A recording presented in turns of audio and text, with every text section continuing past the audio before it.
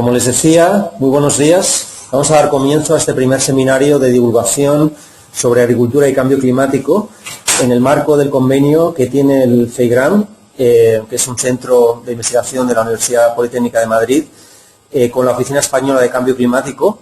Y hoy contamos con la presencia del profesor Carlos de Blas, que va a dictar el primer seminario con título Contribución de los rumiantes a las emisiones de gases con efecto invernadero, mitos y realidades. Este seminario se va a quedar grabado y lo vamos a colocar en la web del CEIGRAM y en otras páginas web de la Universidad y de la Escuela de Ingenieros Agrónomos de Madrid, y cualquier persona podrá escucharlo y visualizarlo libremente, incluso linkarlo a cualquier presentación y utilizarlo para fines docentes. Sin más, le voy a dar la palabra al profesor Carlos de Blas, que va a iniciar su presentación. Muchas gracias, Alberto. Buenos días.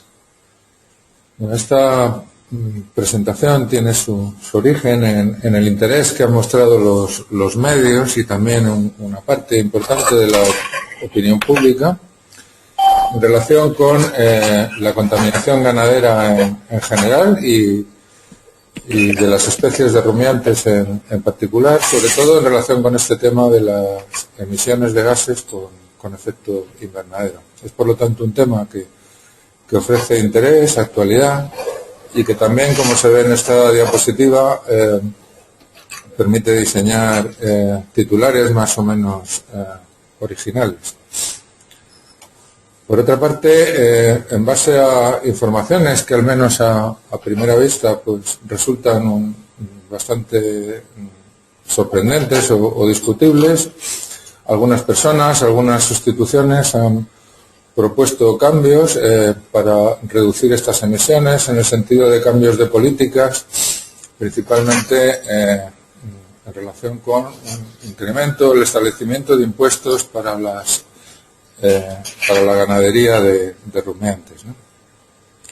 En otros casos, directamente lo que se propone es una reducción de la producción y del consumo de productos ganaderos, principalmente de carne de vacuno, que es donde más se ha puesto el foco desde este punto de vista. Entonces, en este entorno, los objetivos de esta presentación van a ser, en primer lugar, tratar de establecer cuál es la contribución de los rumiantes a estas emisiones de gases con efecto invernadero. Y en segundo lugar, revisar cuáles son sus principales factores de variación por cambios en la dieta que reciben los animales o de los sistemas de producción, con vistas de tratar de establecer la viabilidad de posibles medidas para reducir estas emisiones. Como introducción, en esta diapositiva se muestran cuáles son los principales gases con efecto invernadero. Como es conocido, estos son gases que permiten el paso de la radiación solar hacia la Tierra, pero que absorben una parte de la reirradiación que se produce desde la Tierra hacia la atmósfera. Eso produce un calentamiento del aire, que por un lado es lo que ha permitido que exista vida en la Tierra, pero en exceso se produce un sobrecalentamiento, un calentamiento global, que es el tema que ahora pues tanto nos preocupa, ¿no? Como se puede ver en la diapositiva, el principal gas con efecto invernadero es el dióxido de carbono.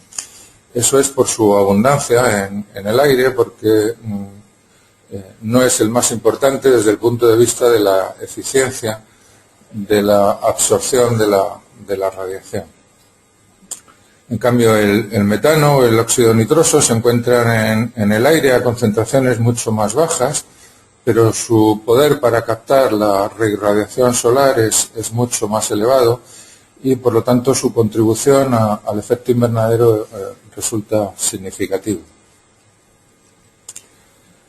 Una cuestión a tener en cuenta previamente es que el único dióxido de carbono que se contabiliza normalmente en las emisiones de gases con efecto invernadero es el que procede de la combustión de fuentes de carbono no renovables, es decir, básicamente petróleo o gas natural o carbón. En cambio, el anhídrido carbónico que producimos los animales a partir de carbono presente en los alimentos que han fijado previamente las plantas por fotosíntesis, este dióxido de carbono no se contabiliza en las emisiones porque se considera que forma parte de un ciclo más o menos continuo de carbono en la atmósfera. A partir de este criterio y de otros muchos, se ha establecido, se ha consensuado una metodología común que se denomina IPCC para establecer cuáles son las emisiones de gases con efecto invernadero en los diferentes países y de esta manera comprobar si se cumplen los compromisos adquiridos en el protocolo de Kioto, que precisamente expira este año, en el año 2012, y que se acaba de prorrogar por unos cuantos años más. Esta diapositiva lo que muestra es la aplicación de esta metodología internacional al caso español. Son unos cálculos que se han realizado por parte del Ministerio de Medio Ambiente, de los que se deduce que el sector agrario en su conjunto es responsable del orden de un 10% del total de las emisiones a nivel nacional. Por debajo del sector productor de energía y del sector del transporte, y a un nivel similar al del sector industrial o del sector de construcción y de mantenimiento de edificios. En esta diapositiva lo que se muestra es el desglose de este 10% de contribución del sector agrario a estas emisiones en sus diferentes componentes. Como se ve en el caso español, más o menos ese 10% se reparte a partes iguales entre emisiones de metano y de óxido nitroso. Estas últimas se corresponden básicamente con temas de fertilización, principalmente fertilización química, pero también fertilización orgánica a partir del estiércol de los animales. Por lo que se refiere a las emisiones de metano, como se ve, también se consideran fundamentalmente dos componentes. Hay unas emisiones indirectas que proceden del estiércol almacenado en fosas de purín, que corresponderían a un 2% del total y que fundamentalmente proceden de explotaciones, en España proceden de explotaciones de ganado porcino.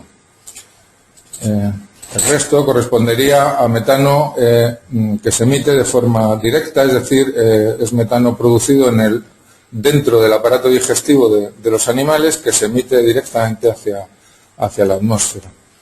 Y en este caso sí hay una correspondencia casi directa entre esta cantidad de metano y la producción ganadera a partir de especies de rumiantes. Esto es lógico porque en estas especies, al principio del aparato digestivo, se encuentra el rumen, donde se produce una fermentación de casi la totalidad del alimento y el metano es un resultado de esa fermentación.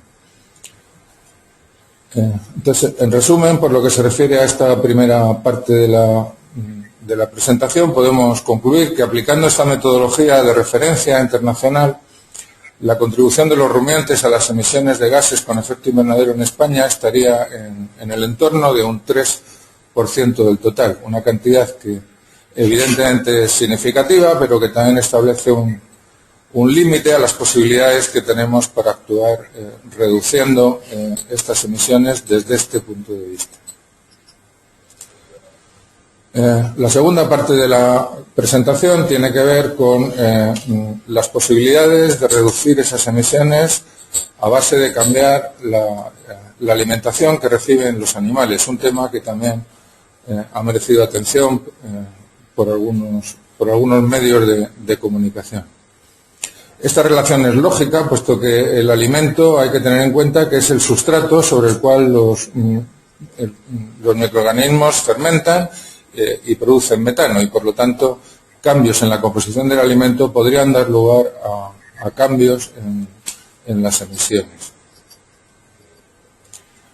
A partir de informaciones recogidas en los últimos años, se establece que el principal factor de variación desde este punto de vista es el tipo de fermentación que ocurre en el rumen.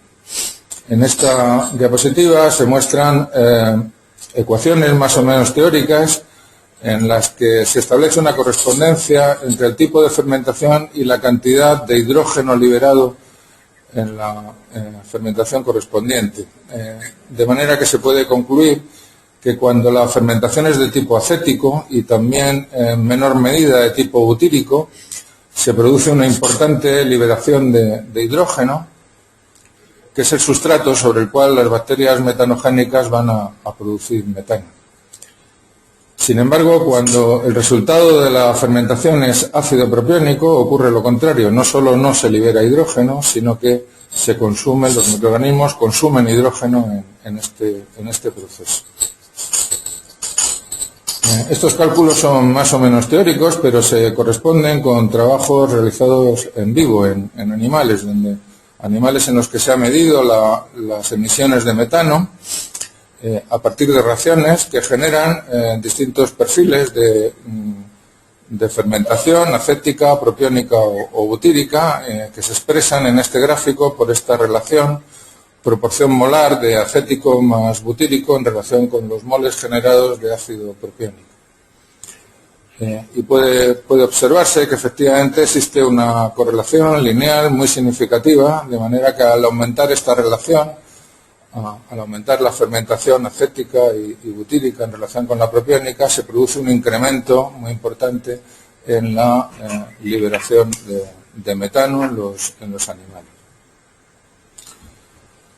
La consecuencia de este resultado es que, en principio, el primer factor de la alimentación de los animales que va a influir en estas emisiones de metano debería de ser la digestibilidad de la energía del alimento. De manera que podemos observar, a partir de una revisión de trabajos publicados en la literatura, que raciones con una alta proporción de forrajes o de subproductos fibrosos con una baja digestibilidad van a dar lugar a una elevada formación de ácido acético como consecuencia de la predominancia de una fermentación de tipo acético. Por lo tanto, este tipo de reacciones van a dar lugar a las emisiones de metano más importantes en el entorno de un 8% del total de la energía bruta ingerida.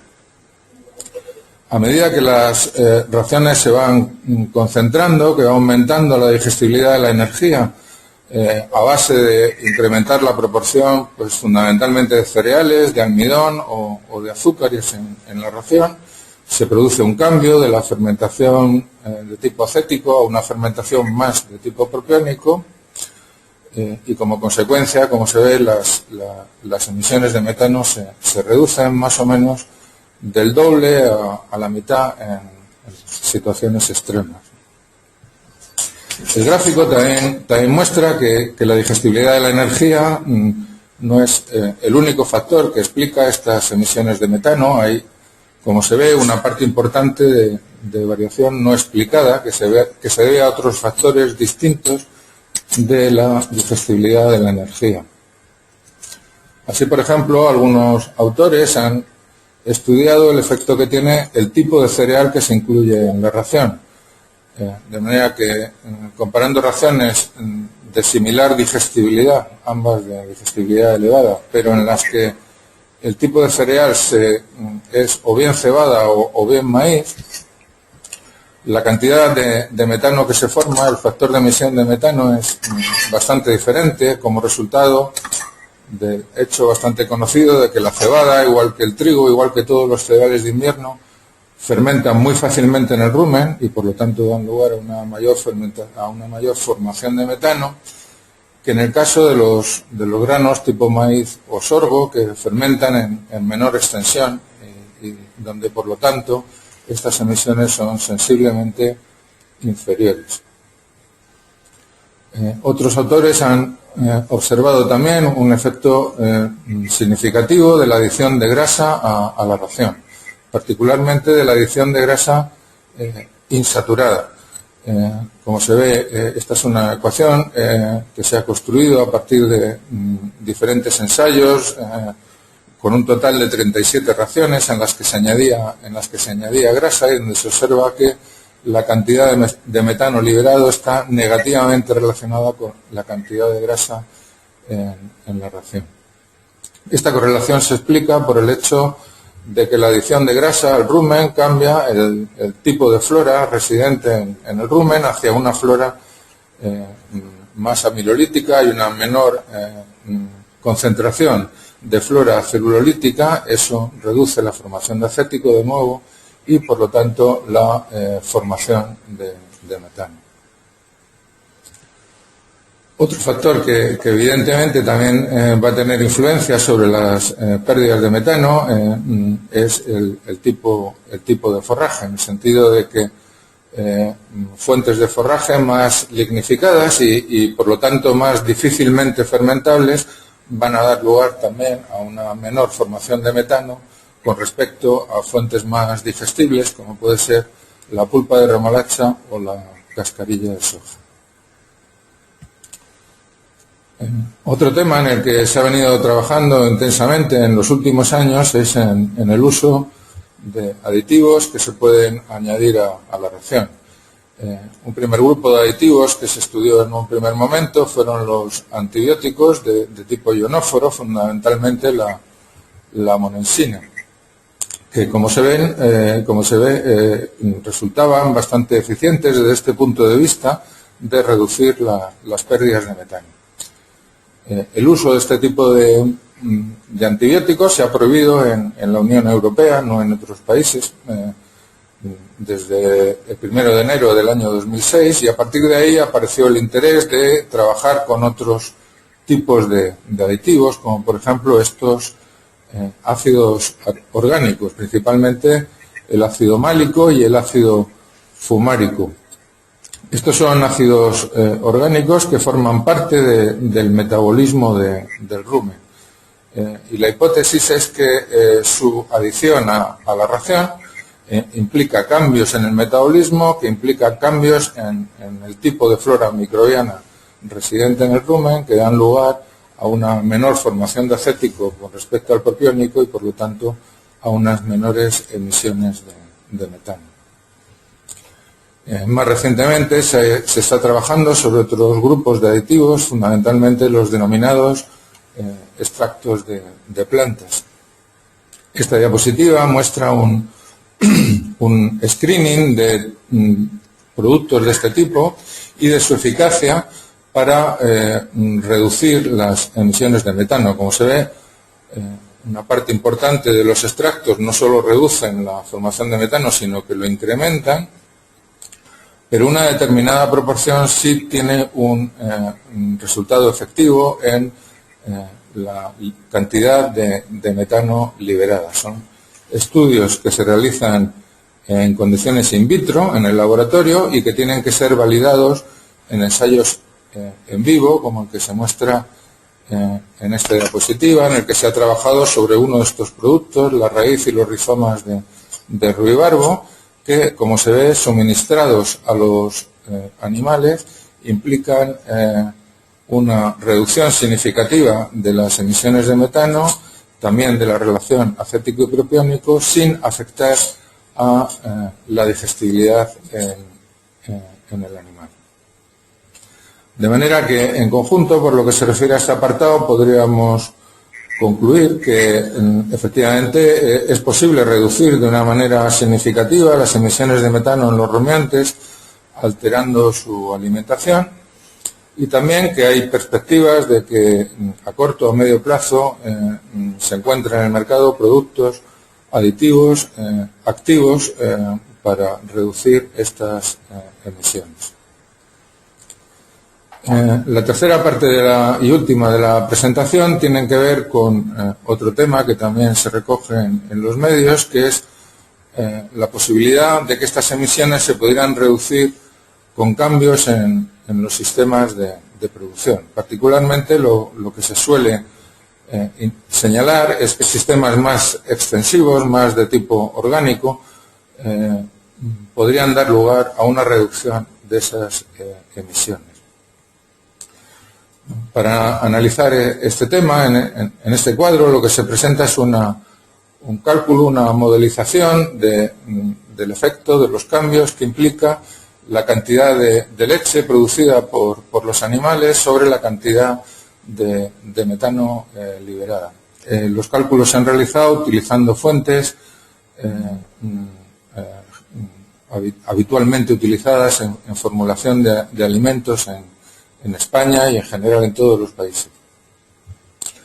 Entonces, en el cuadro lo que se tiene en cuenta es, en primer lugar, que animales que producen más leche van a precisar de raciones más concentradas, con una menor proporción de fibra, una mayor proporción de almidón, y por lo tanto, de acuerdo con el gráfico que vimos anteriormente, va a haber una reducción del factor de emisión de las pérdidas de metano. Por otra parte, en el cuadro, lógicamente, también se tiene en cuenta que animales que producen más leche consumen una mayor cantidad de materia seca. A partir de estas dos columnas se genera la siguiente, que sería la cantidad total de metano producida por vaca y día, que lógicamente va aumentando a medida que aumenta el nivel de producción. Sin embargo, si estas emisiones por vaca se refieren a cada kilo de leche producida, se tienen en cuenta las diferencias de producción casi de la mitad al doble entre los datos del cuadro, podemos observar que la eficacia aumenta en animales de mayor producción, es decir, las emisiones de metano por kilo de leche producida serían sensiblemente inferiores.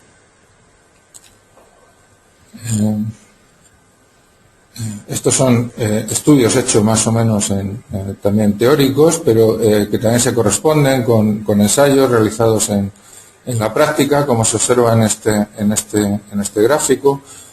Son estudios realizados en Australia, donde se relaciona el factor de emisión de pérdidas de metano con la cantidad de leche producida, y se observa igualmente una correlación claramente inversa. En el caso del cebo de terneros podemos hacer simulaciones similares, igualmente a partir de fuentes conocidas en la literatura, y podemos comparar los principales sistemas de cebo que se utilizan en España. El sistema más extensivo, a base de cereal y paja, que es el más utilizado, y sistemas más extensivos que se basan en la utilización de ciclo de maíz.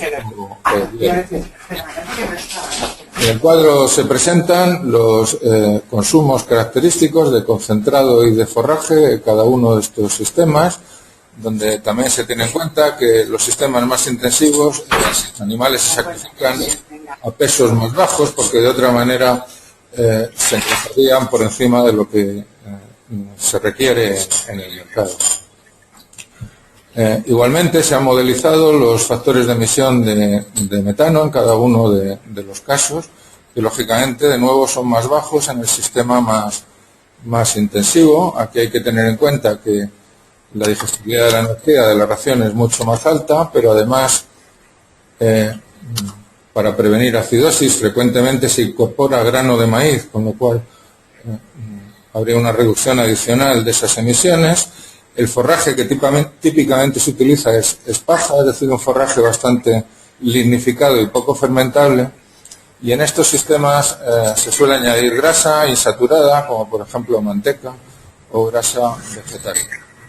De manera que se pueden estimar factores de emisión pues en el entorno ligeramente por encima del 4%, un 4,2%.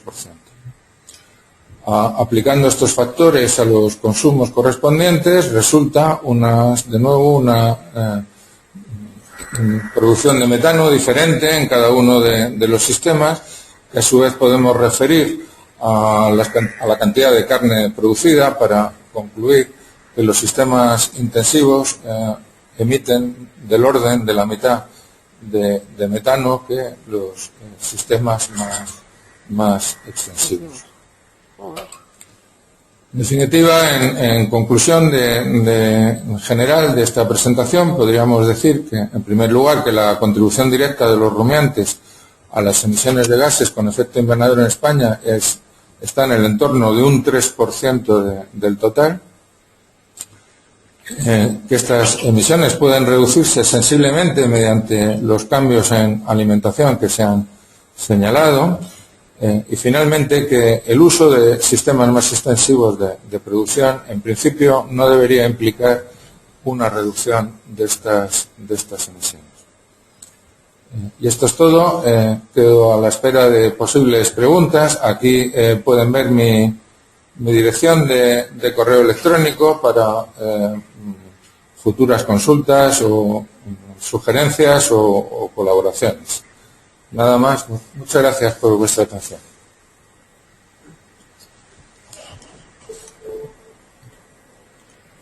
Bien, si alguien quiere formular alguna pregunta al profesor Carlos de Blas, podemos escucharle.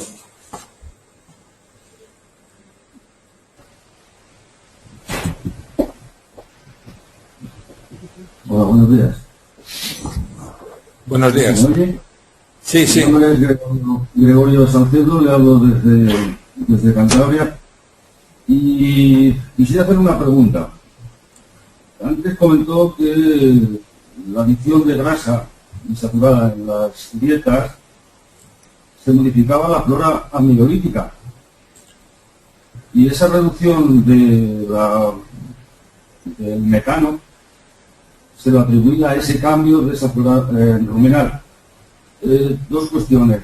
No puede ser que en el momento que se añada grasa lo que se disminuye es la digestibilidad de la fibra. Claro. Y la segunda, no tengo muy claro que la flora amilolítica se vea modificada por la adición de grasas insaturadas. Sí, el comentario es perfectamente correcto. Quizás no me he expresado correctamente. Evidentemente, el efecto de la grasa, sobre todo de la grasa insaturada, es reducir la digestión de la fibra, o bien por un efecto directo sobre las bacterias celulolíticas, bien por un recubrimiento de la fibra que dificultaría el acceso de las bacterias a la fibra. Lo que quise decir es que, de una manera imprecisa, es que aumenta la concentración relativa de flora amilolítica y aumenta la proporción de propiónico, eso sí está claramente establecida, en el conjunto de los ácidos grasos producidos, de los ácidos grasos volátiles. Hay una reducción acético a propiónico por cambios relativos en la composición de la flora. Gracias por la precisión.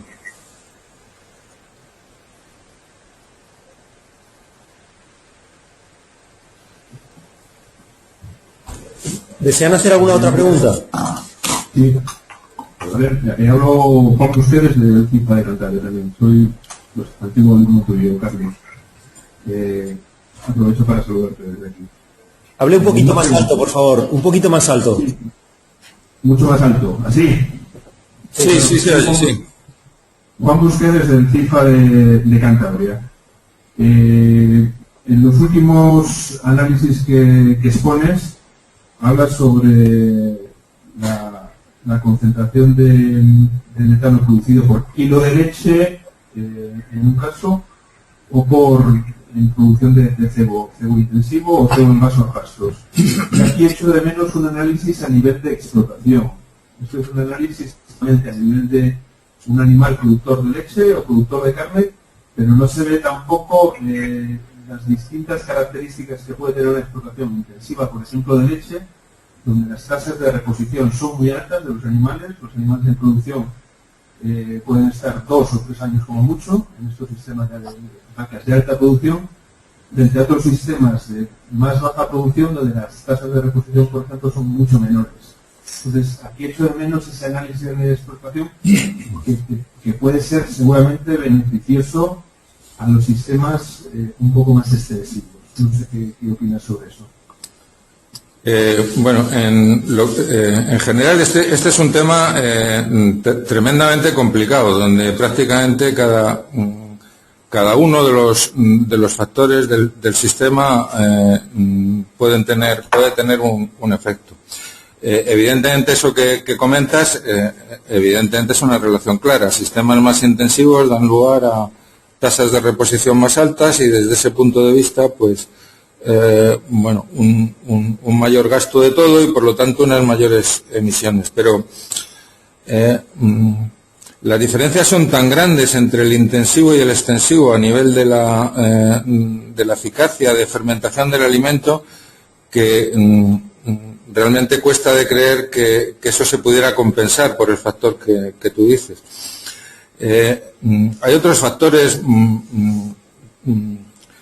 de muy distinto tipo que también podrían afectar a estas emisiones. Por ejemplo, los que tienen que ver con la agricultura, con el estercolado, con la eficacia de fijación del nitrógeno y del carbono en el suelo. Pero yo desde luego no estoy capacitado para hablar de esos temas. Mi especialidad es un poco la alimentación animal, como seguramente sabes, y bueno, esta conferencia en particular la he enfocado desde ese punto de vista. Pero es indudable que otros enfoques, el agrícola yo creo que se va a enfocar en otra conferencia, o otros relacionados con los sistemas de producción, yo creo que son ideas para Alberto, para que a lo mejor desde ahí, desde Santander o desde Asturias, podáis añadir más elementos en esta discusión. Alberto está diciendo que sí, o sea que probablemente tengáis una invitación próximamente para participar en este foro. O sea, reconozco que mi conferencia ha ido un poco dirigida hacia mi tema, ¿no? Que es básicamente la alimentación animal, entendiendo que sí que es uno de los principales factores que determina estas emisiones. Si quieres decir algo. Hay una pregunta escrita en el chat que vamos a leer. Sí, dice, a la hora de valorar los sistemas de cebo de ternero se ha valorado que la alimentación por concentrados y paja tiene una emisión sustancialmente menor que la alimentada por hierba, pero creo que hay que señalar que las emisiones generadas para la producción de esos concentrados han sido mucho mayores que el de las paraderas. ¿Qué opinas sobre ello? Efectivamente, de nuevo, pues también esto es así, ¿no? O sea que la cantidad de abono que requieren la producción de concentrados es superior a la que requiere la producción de hierba, aparte de que en España esos concentrados en parte deben de importarse de otros países.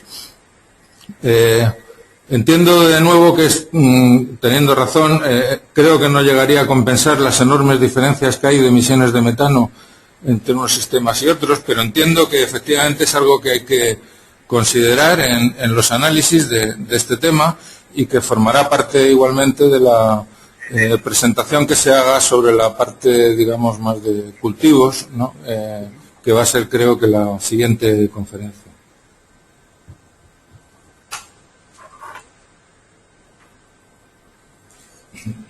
¿Tienen alguna pregunta más que hacer o observación? Sí, de nuevo, mi nombre es Gregorio Salcedo, le llamo desde el distrito de Cantabria, y una pregunta de alimentación. La pregunta es la siguiente: ¿cuánto concentrado, hablo de vacuno de leche, cuánto concentrado o cuánto almidón podemos reducir en la dieta, incorporarlo o sustituirlo en forma de ensilado de maíz, y en qué medida puede mitigar ese ensilado de maíz sobre la alimentación entera? Es al revés. Sí, bueno, como seguramente sabes, las raciones de vacas de leche tienen que tener una proporción mínima de fibra para que la función fisiológica del rumen se realice correctamente. Esa fuente de fibra puede ser hierba o puede ser silo de maíz o silo de hierba o en general cualquier producto fibroso. Por encima de eso, eso tiene evidentemente una determinada concentración energética y una determinada capacidad de ingestión, pues habrá que añadir concentrado para que el aporte de energía de la ración sea suficiente para sostener los niveles que se precisen de producción de leche. Entonces, evidentemente se puede sustituir concentrado por silo de maíz, pero eso evidentemente tiene un límite que es el nivel de producción. Niveles de producción bajos, del orden de 20-25 kilos de leche, típicos de la producción ecológica o extensiva, se pueden conseguir un 100% a base de hierba sin ningún aporte de concentrado. Ahora, si se pretenden alcanzar niveles de producción del orden de 45 kilos de leche, que es que son los que actualmente se llega en producción industrial, pues el cuadro lo que considera es que tiene que haber pues del orden de un 40, un 50% de la ración tendría que estar constituido por concentrados o por subproductos fibrosos muy fácilmente digestibles, tipo pulpa de remolacha o pulpa de cítricos o cascarilla de soja. O sea, no es una pregunta fácil de contestar, pero las tendencias, los cambios, pues son un poco en el sentido que le he indicado.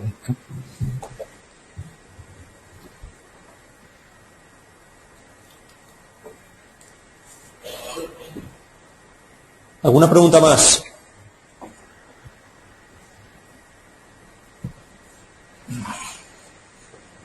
Bien, pues si no hay más preguntas, vamos a finalizar este seminario de hoy con algunos mensajes y anuncios. En primer lugar, por supuesto, dar las gracias al profesor Carlos de Blas por su primera conferencia.